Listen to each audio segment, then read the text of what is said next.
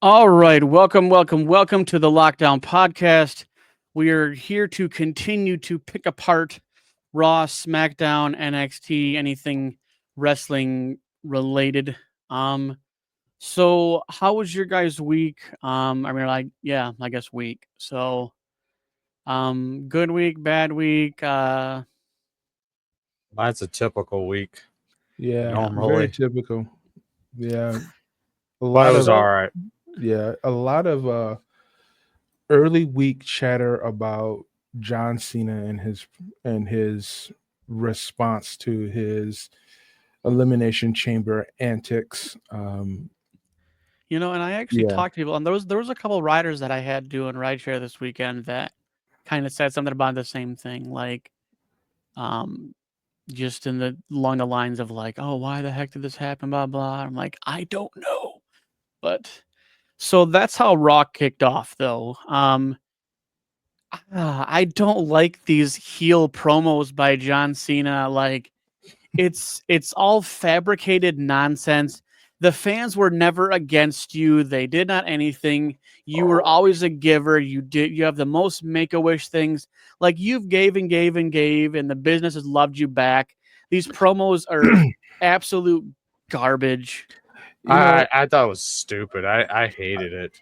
I actually enjoyed it, and I enjoyed it for the opposite reasons.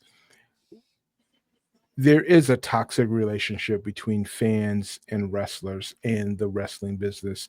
There is a level of giving back that wrestlers give more than what they give back. I mean, yes, they make money, they have all of these, thank yous and platitudes from fans or whatever have you, but the exchange for their bodies and their function, being able to live a normal life is given up for the opportunity to entertain them in this type of business. But they choose it though. They do choose it. However, I found a There's lot of some, validity. yeah, However, the way his promo worked, and it does have some of the same tropes that we've called out in other promos and other recipes, but the way he spun it and the way he delivered it makes it work. right, And Cody's response adds to the animosity that right. he has. Um I I liked it. I enjoyed it. I and it's not yeah, it's for me it was something I enjoyed, and it's of all the John Cena stuff that he's done, I I really wish we had a full like year to build upon this story to really dig into him being a heel and having a really triumphant outcome for that. Like if this started like SummerSlam last year or Yeah, something, like, yeah, yeah. and I think that's kind of what it is. It's very rushed. Just because it's his last WrestleMania. Like if this would have happened like after WrestleMania last year or something, and he's like, "Yes, this is in my my last end of my year will be the end of December of 2025 or something," and we let this heel stuff play out, week in and week out, and had some more build to it. It's just kind of rushed, just because it happened very pretty quickly. Like, I mean, he was barely even back.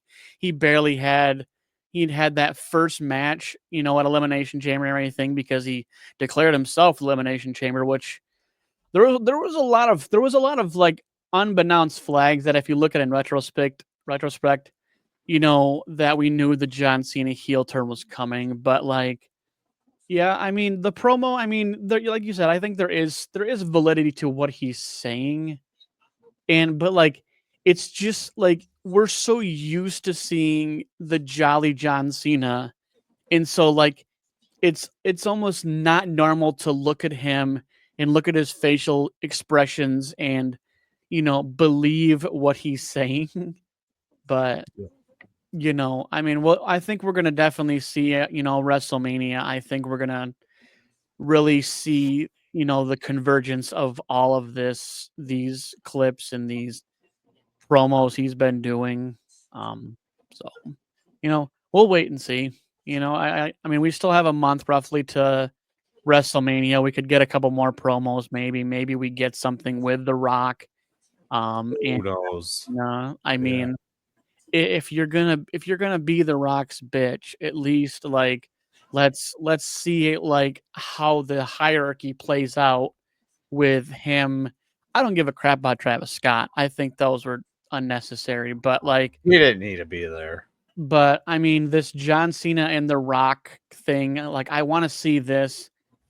I don't want to see it on one segment played out. I want to see some maybe a little bit more story to it in the next month here before WrestleMania. I don't want to just have that one moment and then do nothing with it after that. But so Penta has not been pinned essentially since he's been beating in a triple threat, but he wasn't the one pinned. And you have Ludwig Kaiser, who he's around enough to be obnoxious, because he's really not he's not beside Gunther's side anymore. Gunther's completely on his own, even though they define themselves as being part of Imperium. They are completely separate at this point. And I think that's, a lot of how groups go. Like they're part of it, but they're individual. Yeah, they're pretty much doing their own solo things because they want to see if they can handle it on their own. And yeah, man, Penta Ludwig, what a match. Oh yeah, it was a good match. I mean, obviously Penta won, which it's weird when wrestlers like continuously take L's. They brunt themselves into storylines, but yet continue to take L's. It's very confusing. Because I don't know if you guys have noticed that. I mean, I know this is, I think, on SmackDown, but like Shinsuke, after losing the belt, has done nothing but take L's. Like, that's weird. How do you go from champ to stamp? Like, I don't know, but that's WWE for you. I mean, because I think they realized they screwed up. Because not only that, Seth, I think that with him taking the L's that he has, it might even give some validity to him being on his way out. Yeah. He might be. I think he might be thinking about going back to New Japan. I mean, I wouldn't fault him. He was a star there. Now he's just kind of here, like he was great in NXT, and when he first came up, and then they've just consistently fumbled with him and his presentation. His presentation was solid. They just had to get him into some really solid programs. To hell with him being able to speak English. I don't give a damn about that. Give him a manager. Just let him have his bangers, because he can still go. Yeah, I mean, that's a good wrestler. It's the same thing they do with like Asuka and Kairi Sane and all them. Like they're like yelling in their language, and we're all like, I don't know what the hell you just said. You could have swore on live TV, but no one knows. You know what? Let him. You put subtitles on, and you still ain't getting nothing out of it. Yeah. But speaking of Damage Control, so this is just filler match, but Dakota Kai defeats Ivy Nile. Really not a whole lot to the purpose of the match. I feel like sometimes we just toss matches in for filler or something that quote unquote develops during the night. Because we only have like 4 or 5 matches tops. I mean, probably less than that, honestly. Probably 4 matches if we're lucky on WWE programming, whether it's Raw or SmackDown. We get a lot of talking segments, which it's fine for story building, but I came to watch wrestling. We came here to watch some wrestling. Yeah. So we get the contract signing with Bianca and Io Sky, and this is my continued rant. This is Rhea Ripley 2.0 of me saying this is why Rhea's a bigger star than Io Sky, is because even in this segment, and when they did all the signing and everything, and they chattered back and forth, like here comes Rhea Ripley to demolish both of their asses and sign the contract. Don't know how valid it is, but man, Pierce was pissed. Oh yeah. And you know what? I love Pierce. Okay, like oh man, what a guy! Like his facial expressions, man. Oh, Adam Pierce is an absolute star. Give this man a freaking Golden Globe. Like he really does sell it. Like like I don't know if you've like really like intently watched like when he like gets in like if there's a big brawl or something and he comes out and he's like, no, just stop, you just stop, and like he really does a good job. I don't think they give him enough credit. I mean, the same thing with Nick Aldis. Like I don't think we give them enough credit for doing the job they do. But that's my rant. But like, no, they need the SmackDown GM, man. That dude needs to get in the ring. Yeah. That dude can wrestle. Yep, he can. Yeah, Pierce. He just needs to stay out of the ring. His wrestling career sucked. I've never seen Adam Pierce wrestle, but I know he was NWA champion for a handful of times, and I will clearly say, I don't like Adam Pierce's screen name, and that's why I don't like Adam Pierce. There, I said it. Adam Pierce is okay. He could cut some good promos. Scrap Daddy, he's pretty come good. on, man. Yeah, that's I don't like that. No, that's maybe his name. That was his ring name.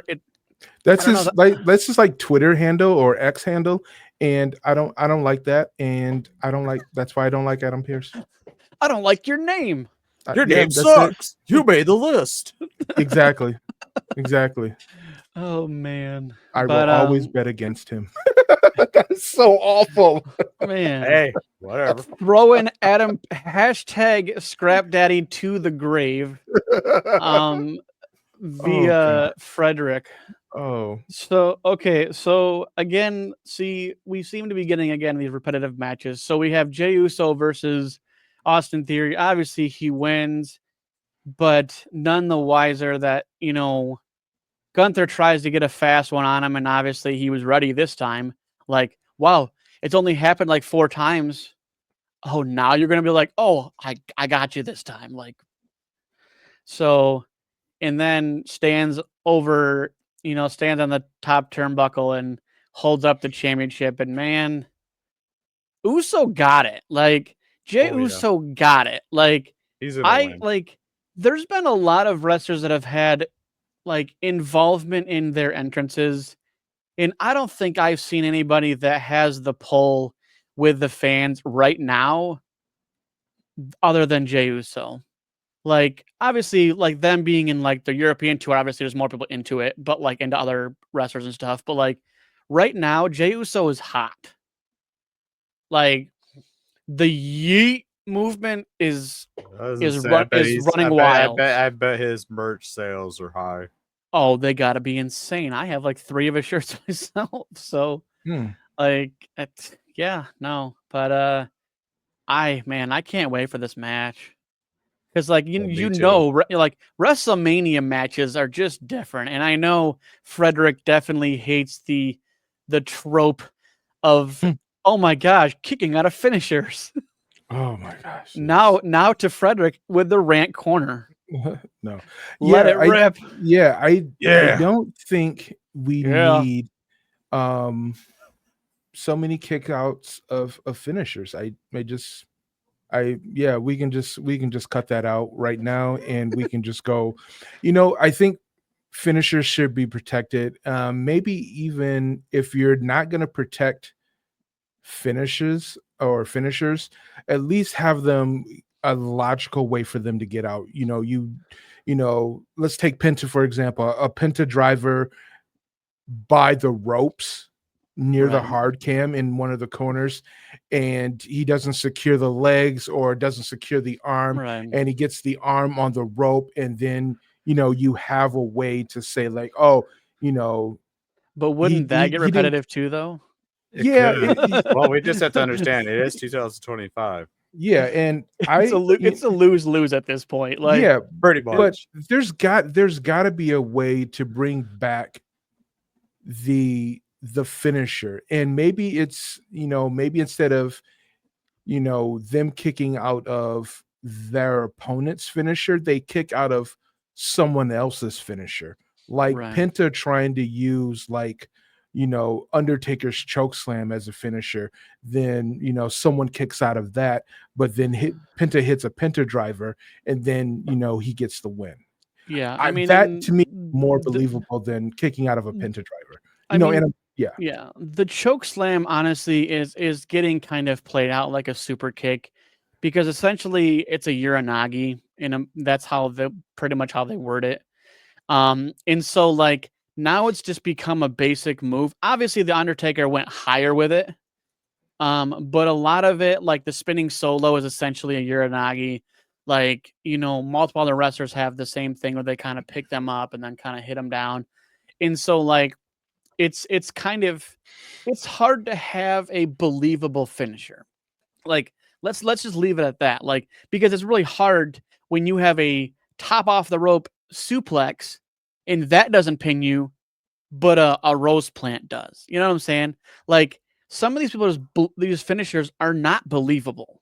The RKO, yeah, There's yeah. a few of stunner, them or not. Yeah, like the elevated choke slam, the pedigree, the curb stomp, the shooting star press, some of these finishers that like they make you believe, right? But some right. of these finishers, man, it's so bad. I would rather have Bailey go back to the Bailey to belly than the rose plant because now the Bailey to belly is becoming like secondary to the weak ass rose plant move. But I digress.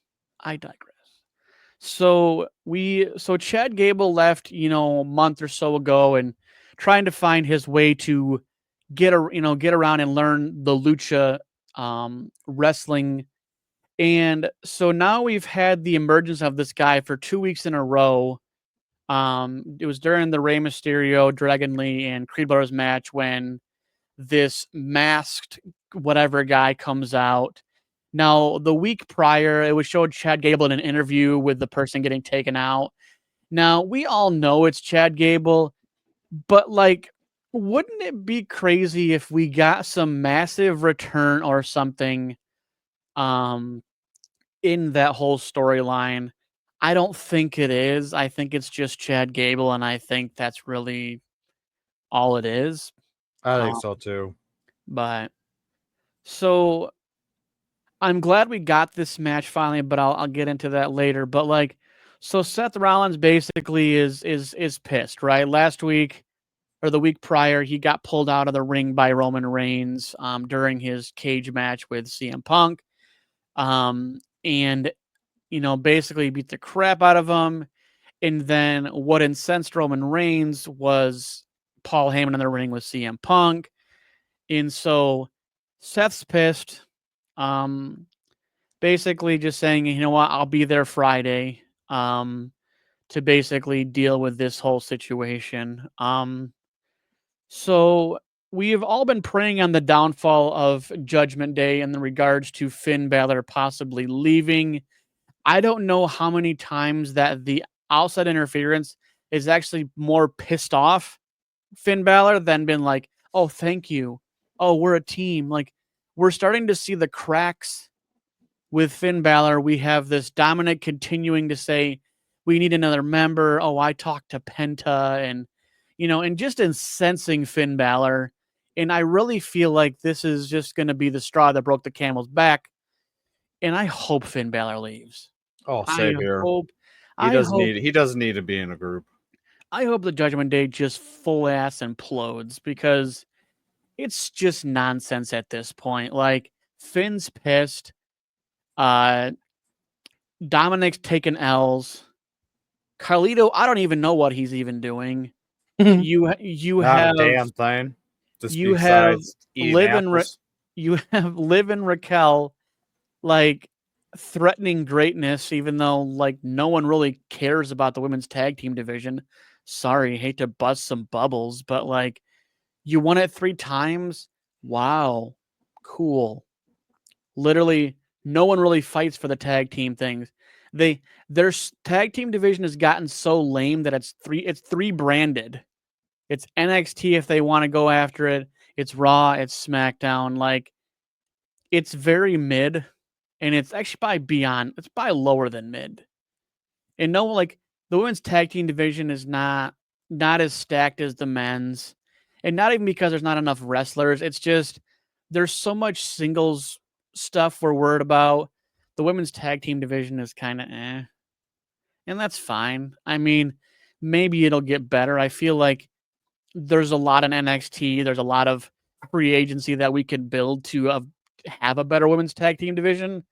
But as of right now, it's pretty plateaued. It's pretty mid. It's pretty boring. It's uneventful now that we have Liv and Raquel, flexing the fact that they're the first 3-time whatever tag team. And I'm like, okay, yeah, but like, how many times have those things been defended? I mean, it's not like they're a regular defended, championship or anything. So, but I digress. So, but anyway, so Braun Breaker obviously beats Finn Balor. He basically was an Intercontinental Championship match, and that's kind of the straw that's going to break the camel's back, because Finn was more pissed at Dominic than anything else during the situation that happened on the turnbuckle or whatever. But honestly, I don't even know who's going to be Braun Breaker. I really don't. Like, he legit came out the gate. I mean, an absolute star. He's polished. I mean, and for someone who's only been essentially he's obviously raised in the business, but I mean, he's polished. Like, I mean, I don't think you've ever seen any wrestler that's, obviously he's a second generation, but like the fact that he's so polished this early in his career, like it's really mind blowing. And the fact that he can go 22 miles an hour off those rope. That dude can fucking move. Ask I Show Speed. How's your ribs? Like, I mean, like the dude, it's insane. It really is. And those aren't rubber ropes. Like, no. So the fact that he's bouncing off those things and hitting at 22 miles an hour, I feel bad for anybody's rib cage. Kayfabe or not, you're getting hit. Like, that's one straight up hardcore tackle. Yeah. Yeah. And so after the match, now this is a match I'm really looking forward to. So Penta obviously comes out, and so he basically stands up to Braun Breaker, and hopefully we get a match like this here in the near future. I don't think this will make it to WrestleMania. I think WrestleMania might be more of a fatal 4-way, a ladder match of some degree for that title. So, yeah. So, I mean, I again, I think we're 6 matches out of probably 13 to 14 for WrestleMania right now. So there's plenty of story to go around at this juncture. I mean, we're a month away roughly from WrestleMania. So anything can get fast tracked. I mean, it takes one segment to basically say, okay, well, all of you are in this match. So, we'll wait and see. So SmackDown starts off, Randy Orton's pissed. And a pissed off Viper is not a good Viper. Nope. And I thought, honestly, it's so cool when they sing their people's entrance music. I thought that was so cool. Like, and they're singing it word for word. I mean, they ain't even like it's. I think that honestly, like, those moments are very rare. But like, especially when you go to like overseas, like it happens more for them just because it's so rare to get events overseas and everything. Yep. And so like, and this is the first time, and I think it's in like 18 years. So like some of these fans weren't even around, weren't even alive the last time they came. So I thought it was a cool moment, but of course, Kevin's stupid face comes out and I'm sorry. And We should go for the tag titles. yeah, no, Kevin, you're going to get your ass, you're going to get your freaking face punted. Yeah. And I know me and Tim talked about this beforehand, but obviously I think we Mhm. talked about it last week too, is that Kevin's getting that pun at WrestleMania. Oh, definitely, Yeah, 100%. and I think Sammy comes back and probably attacks Randy Orton just because of Karrion Kross's involvement, and every time that he's like gotten involved with somebody, that person has turned heel, that character has turned heel or done something. So I would not be surprised if that is the outcome. But I do think that Kevin Owens needs a break from TV. I think I think that he's going to get a punt in the head and give him that time off for a while. Yeah. So wants. Yeah, I would like to see that. Outside of that, I think they should have a very good match. Now, it won't be the greatest wrestling match of all time.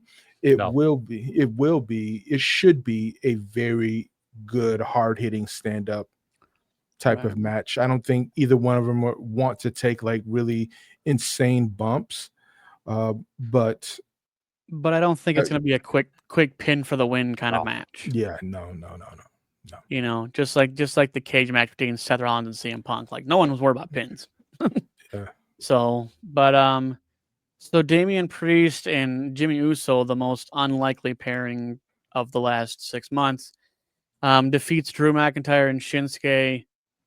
Now, Drew after the match, well, this is what's going to lead to them at WrestleMania. I mean, I definitely see Damian Priest and Drew McIntyre face off at WrestleMania. They've been in tag matches against each other, but I don't think they've had a match against each other, in a while. And the couple claymores that Damian got, I think is going to be like, well, Damian's pissed, and a pissed off Damian isn't good either. But a pissed off Scottish Warrior isn't either. So I hope this match gets made official. Now we've continued to see this Charlotte Flair and Tiffany Stratton thing go back and forth, back and forth, back and forth, back and forth. The interview, I mean, Tiffany's gonna call her shot. I think honestly, it would be absolutely.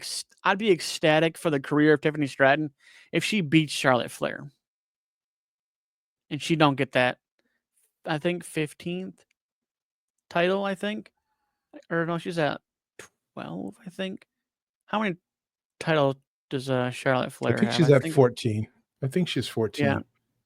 Yeah, so it's got to be about 14. So I think it would be the ultimate career booster for Tiffany Stratton to beat Charlotte Flair. Cool, you won the Rumble, but you're not going to win the match. But I see this going the way we all pretty much know it's going to go. In regards to Charlotte Flair winning number 15, I don't see Charlotte Flair having much of a career left, though. I do. She's got a lot in the tank now. If she wants to retire, there's no one with the accolades that she will have for quite some time. But I also think she would be okay with losing to Tiffany Stratton. I could see her retiring with, like, say, 16-time women's champion to be tied with her dad and retire, and make that goal for other female wrestlers to try to reach that and beat it like John Cena will. Well, there's no one even remotely close. That's the thing, is like she could sit on 14 for 10 years and we're still waiting for people to get, because again, we've changed in the last 10 years. True. Like we have now become longevity champions instead of like losing it every 3 to 4 months. Like, and that's how John Cena got his quantity, right? Because you've had the combined time frame, like Roman's had as much time. Roman's title reigns are more than John Cena's by the time. So like, it's a different time, not like, so I don't think these, there's not going to be Triple H's. There's not going to be Randy Orton's. They're not going to be John Cena's. There's not going to be Ric Flair's. Like, we're in this time where you're holding them for a long time and not defending him as much. I mean, when I looked it up a while ago, I think because Bruno Sammartino, I think it was like every 4 days he defended his title. Like, you look at the title reigns back then versus now, it's ridiculous. I mean, Liv had that title and defended it like 3 times. Wow. You can say you held it for a long time, but you didn't defend it all the time. And I really think we should see more title matches just on Raw or SmackDown. Even if it's a wash match, at least have them have title potential to other wrestlers. Like, because we're just in this era of, it seems to be the main championships get defended at PLEs, and that's it. And that's not how it should be. Like, why can't we see a title change at Raw or SmackDown? Right? I mean, yeah, we did, but there was so much fan backlash about it. It's like, they probably want to make it feel special. A PLE is kind of like a UFC, fight, Right. where it's like, I mean, there's not like a Tuesday night UFC fight where, a championship is getting defended, but at the same time, what's stopping them from doing that? It's just about eyes on the product. It's still a match. It's still a match. Yeah. Like, even if they defended it more often and they won every time, I'd be fine with that. It's just like you're looking at these double digit amount of title reigns, and those aren't going to happen again. Like, I don't think, honestly, in the next 20 years, anyone's going to beat Ric Flair, John Cena, Charlotte Flair, Triple H, Randy Orton. They're not going to happen. Like, and I can guarantee that. We could be on season 55 and they'll be like, well, nope, hasn't happened. And I think it's kind of the downfall, because now they're more about holding it for long periods of time than like winning it multiple times. And I think that's the difference between let's say 98 to 2012. We had a different time frame when it came to title reigns. Now it's just, how long can you hold it? And so it's like, it kind of gets watered down. Like, the fact that you're a champion, okay, I've held it for X amount of days, like, but you only held it once. But like Gunther holding it for 666 days, like the longest IC title holder ever. Mm-hmm. And so, like, but that's only one reign. You're like, it doesn't matter how many days you had it. You've only held it once. You know what I'm saying? Like, it's just different now. But I digress. We will move on. But so we've been seeing these cracks again in multiple factions. We've been seeing these cracks, whether it's Judgment Day, and we've also been seeing it in Bloodline as of late. And someone posted something the other day, and it basically said it's been like 80 something days since Jacob Fatu has said, "I love you, Solo." And so we had a Braun Strowman versus Jacob Fatu for a United States Championship match, right? And Jacob was pissed because Solo got involved, Tama Tonga got involved, and Jacob Fatu was pissed because unbeknownst, like, by hitting Braun Strowman, he wins, and he gets a United States Championship title match, and Jacob doesn't. And so, like, there's definitely, I feel like, I know it's been kind of predicted that there would be a Jacob Fatu and Solo Sikoa match at WrestleMania, that would be a good match. I mean, it would make sense. Because like I said, with all these cracks in these factions, like ever since Solos came back, Jacob's been pissed off all the time at everything Solo does. And Solo was all excited, like, yeah, I got you a number one contenders match. And then you go in there and interrupt it. Like, I'd be pissed. Yeah. And Jacob is pissed. I know I would. And a pissed off Samoan werewolf is not good. Now, however they play this out, I don't think there's going to be any reconciliation. I really think that we're going to get Jacob Fatu backstage segment talking about the match or whatever, and he gets pissed at Solo and pushes him. And I think that leads us to a match. So, but wait and see. I mean, there's definitely tension. Yeah. So, Piper Niven defeats Zelina Vega. Not really a huge surprise. Nope. Now Chelsea is planked by not only Piper Niven as her security, but Alba Fire, and it's a goof. It's so bad. It's so bad. But Alba Fire's over there going, it's that's another WWE wrestling recipe trope. You put all these women together to protect this, this heel, and you make it outlandish and outrageous so it's memorable with fans. And a part of me doesn't mind it, but a part of me is like, what else could we do with this? And how long do we have to wait until we get something else? Well, you release Isla Dawn, and then so you dismantle a tag team, an actual tag team in the women's division. This is why I love say, that tag team. The Unholy Union was a good tag team. And now, you take out one of the tag teams, essentially, they're on a thin line as it is with actual women that have been wrestling together as a tag team for a while, and you take out one of them. It's kind of ridiculous. And I don't even know why. I mean, there's probably more to the story of maybe Isla Dawn didn't want to renew her contract or something. But we don't know. But I just think it's a little bit silly to dismantle a women's tag team that's actually defining themselves as a tag team. They're not like buddies or pals wrestling together. No, they're a tag team. And I feel like genuine tag teams are rare.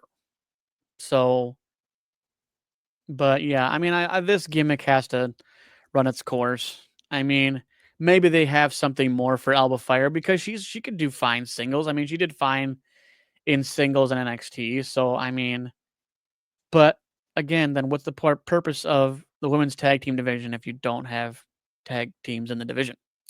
True. That is true. Liv Morgan defeats Jade Cargill, obviously with the help of Caution Label Naomi. God, I love the tension that this is going with right now. And I think it's in Liv Morgan beating her, obviously with Naomi's help, is just gonna bump up the ego of Liv Morgan once again. Like, oh, I beat you, and then she'll say something stupid like, "I beat you straight up. I didn't have any help," or the literally the catchphrase of everybody who wins by outside interference, like, "Oh, I did it without anybody's help," or nonsense like that. But pretty much. So I love that they're building this beef between Naomi and Jade Cargill. It's good for TV. And I think now, because we still don't even know if Jade and Bianca are good. So there's so many looming things right now. I mean, we're definitely gonna get a Jade Cargill Naomi match. I just want to figure out where Bianca fits in I don't know. They that. kind of been going back and forth on Twitter with their tweets with each other. Yeah, I mean, obviously Naomi or Bianca's going after the the title or whatever right now, but like, post WrestleMania, like we're gonna have to get back to this. Like, there's gonna let's get through what we got to get through. Let's have the Jade Naomi. Let's let Bianca do her match. But after WrestleMania, we got to get back to this, and we got to figure out this story, in its details, just because there's so much more to it. But it's gonna have to take a backseat to what's going on now. So Street Profits come out to basically kind of have a little bit of a celebration for them winning a title after, I think it was like 4 years. And what's weird to me is that the Street Profits, when they came back and they were doing all these, outside interference, and they were beating the crap out of people, we thought they were heel. And I think they're misunderstood because their promo is so face, it is ridiculous. So, like, I think we mistake their frustration for a heel turn. So I did not think that it was a heel turn at all. I think it was more becoming aggressive. Like, there's definitely heel things that you can do. Like, they had him dressed in black, but it didn't feel like a heel turn to me. They had him like doing these really aggressive promos. It didn't feel like a heel turn to me. And if I remember correctly, it was a clean win, right? Yeah. So that, it's very rare that you give a heel a clean win, especially when it's a championship. Yeah, I think it's definitely was misunderstood. Because even for me, I was like, oh, they're gonna come back and be whatever, and then all of a sudden they start cutting these soft promos, and I'm like, well, I mean, like you said, they're just frustrated. I mean, they have been overlooked in the tag team division for a long time. Yes, they have. But like all those years, we had the tag team belts together on one group, because between Bloodline and Judgment Day, I mean, the tag teams were on, like, they're just sitting there because the titles are being held hostage, and I'm glad they had the match last year at WrestleMania to break those back up, as they should have. And just because it doesn't fit stories now. No. The Bloodline stuff is pretty much a done deal at this point. Like, they might still be together, but Roman doesn't have a tribe. He might be a chief, but he has no tribe. There's and I think chief that with no tribe. Yeah, and I think it was Cody that said that a couple of years ago. It was. Because and now fast forward to now, you can the OTC or the YTC or your whatever merch you want to sell, but like he's not even coming out with you with a follow. I mean, like, you went after that whole thing to be all this, and I'm glad and you don't wear it. Yeah, he might wear it. He might wear it at WrestleMania, maybe. But it's We'll see. that whole tribal chief thing only worked when you were champion.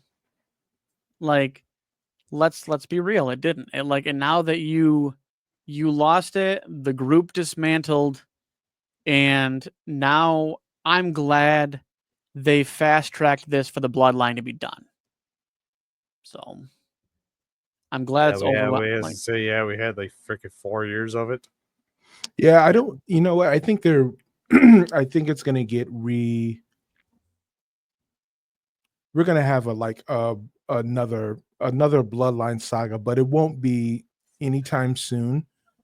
Maybe around SummerSlam at the earliest, but we've still got a whole bunch of Bloodline stuff that we can do. I mean, especially with Jacob Fatu. We've got the redemption of Solo Sikoa.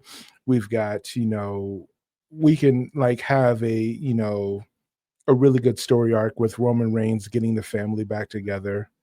Sami Zayn included. I mean, there's still some stuff that we can do. We also got some stuff we can do with Big Jim, You know, it's unfortunate. It really is for Jimmy Uso, and it really honestly is unfortunate that when Jay went on his own, and he even when Jimmy was gone with an injury or whatever, and he and then Jay coins the term main event Jey Uso, and we rattled on that for months and months and months about, okay, he's not really doing anything, but now he is, and I'm glad for the long period of time that it took.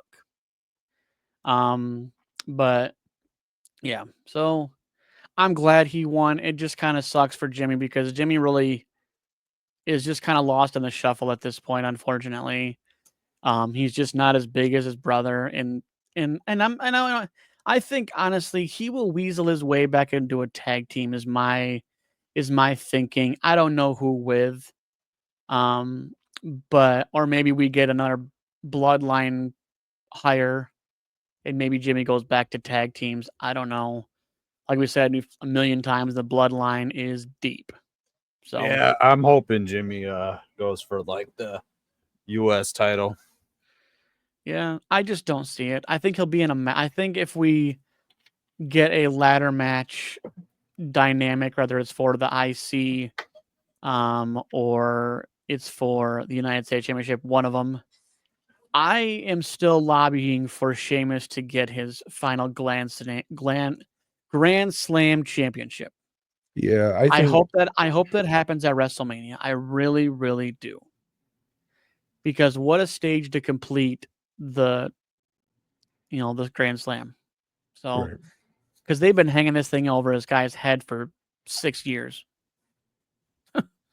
Like, it's been a long time that he has not won an IC title championship.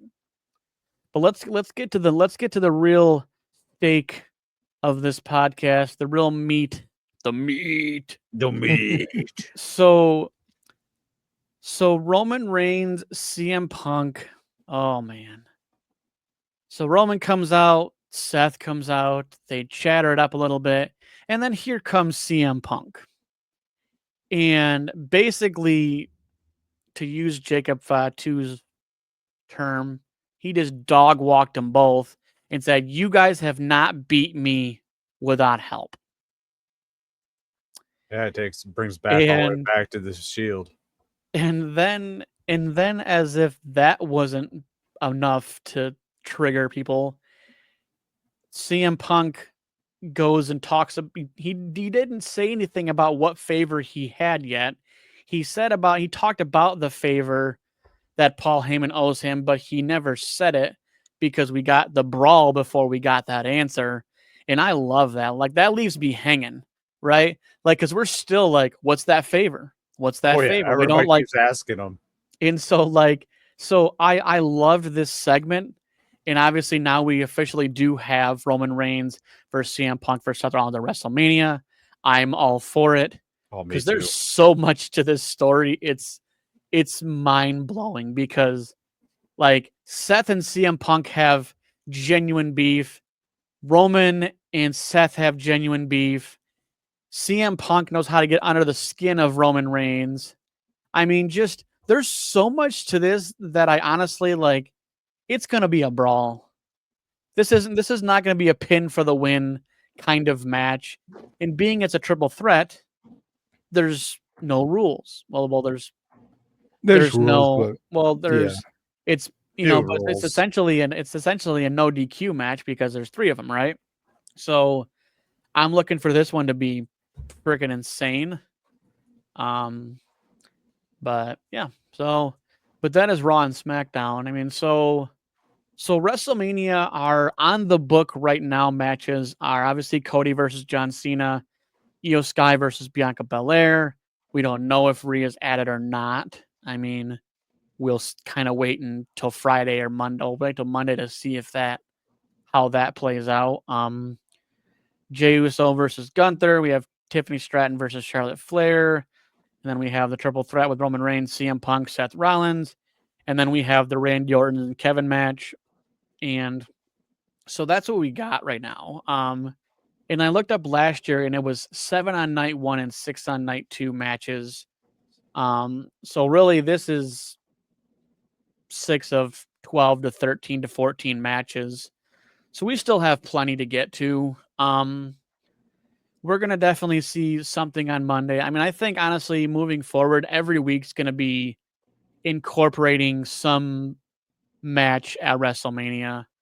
I think we're going to have some good storytelling. I think we're going to have some good segments just because we're 27 days away from WrestleMania. I mean, and Right. so there's a lot, I mean, there's a lot that can happen.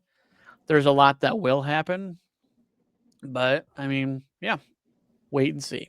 But you guys got anything else since I've talked my ear off? But no, all I can say, I did enjoy that whole CM Punk, Seth Rollins, and Roman Reigns skit. That was pretty good. I'm ready for that fight.